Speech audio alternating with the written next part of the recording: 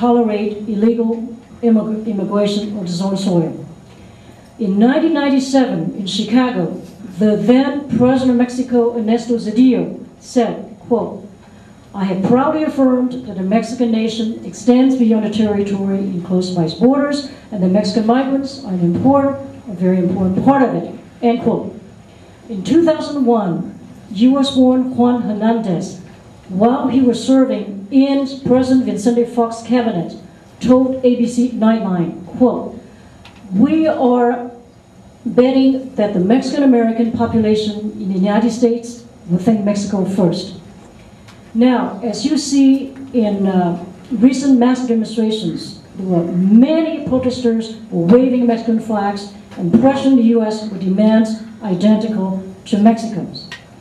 And also, there was a news report that on April 24th of this year, many Hispanic leaders in the United States flew to Mexico City and met with lawmakers in Mexico to discuss the great American boycott of U.S. businesses.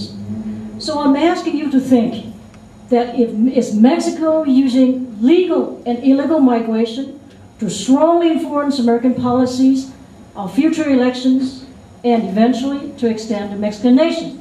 Now, having said so, I would like to stress that many Mexican Americans are very patriotic, and I have supporters who are Mexican Americans. One founded Latino Americans for Immigration Reform, another one Americans for Zero Immigration. They are themselves adversely impacted by mass immigration. Also, they've seen so many Americans around them. So they are extremely patriotic. But if you look at recent national elections, they were very close. So if we amnesty just 6 million illegal Mexican nationals, and a portion of them undoubtedly could become U.S. citizens, and many of them could be mobilized by Mexico to vote according to Mexican interests. Now, more and more in news articles, you have seen Mexican activists who are saying that today we march, tomorrow we vote. Also, on July 7th this year, there was a Mexican-American professor, Armando Navarro, who was quoted in Los Angeles Times as saying, and this professor has organized many illegal alien rallies. He said, quote, "A new majority is forming. Everything will change. The White House will be within our reach. We might have to change the name to the Brad House." He also added, quote, "We are only doing what any..." Excuse me, 1 second. I continue. He added, quote, "We are only doing what any good Jew would do for Israel," end quote. So I also urge you to pay attention to many news articles who now are quoting many activists at rallies who are saying, "This land is our land, this is stolen land." Pay attention. Yes, sir. Thank you. I'd like to ask both panelists a question related to the healthcare issue. Recently I went to the hospital to get 3 stitches in my hand due to an injury, and I was charged $1,900 for 3 stitches. And I'll tell you what I think is going on is hospitals see that they want to rip off someone like me to subsidize the free services they're expected to dole out. And due to the fact that I have a Social Security number, they send me letters that threaten to ruin my credit if I don't come up with this $1,900 plus to pay the bill. So my question to both of you is, do you think that this is going on, that someone like me will be ripped off to subsidize others? Do you agree with that? I'd like to point out that this was a Memorial Hospital, a Catholic-run hospital.